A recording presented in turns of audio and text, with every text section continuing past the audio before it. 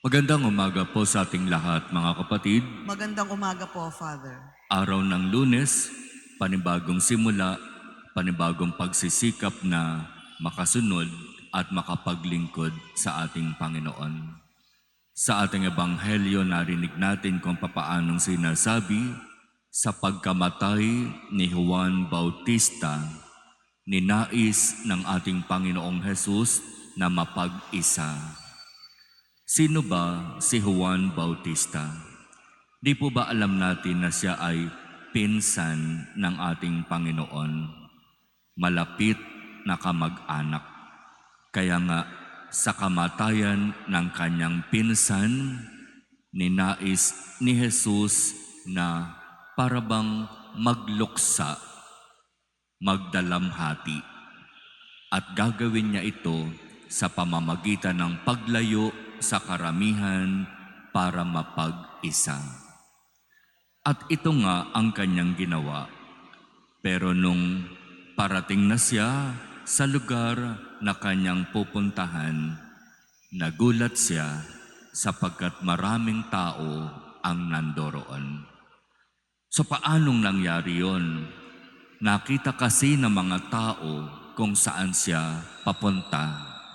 Kaya mas nagmadali ang mga tao na pumunta doon at nauna pa silang dumating kay Jesus. Magandang bigyang diin sa pagpunta ng ating Panginoon sa lugar na yon, ang gusto niya'y mapag-isa sa kanyang pagdadalamhati. Pero kaiba ang nangyari. Maraming tao ang nandoroon.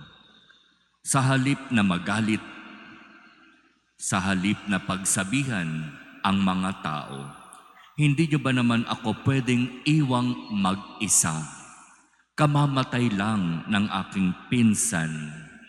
Gusto kong mag-isa. Sa halip na ganoon ang sabihin, makikita natin kung papaanong ang ating Panginoon ay tunay na may malasakit sa kapwa. Inuuna ang higit na pangangailangan ng kapwa kaysa sa kanyang sarili. Bagamat kailangan niyang mapag-isa at magluksa, para sa ating Panginoon, mas importante ang pangangailangan ng tao.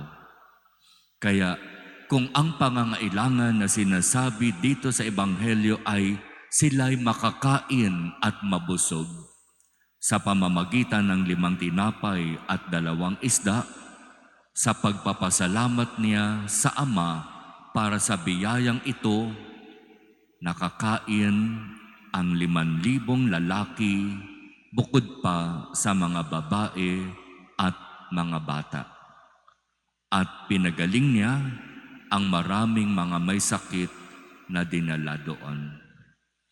Napakagandang halimbawa ng ating Panginoon kung papaanong sa higit na pangangailangan ng tao, kakalimutan niya ang tungkol sa kanyang sarili para bigyang importansya ang iba. Ganito sana tayo.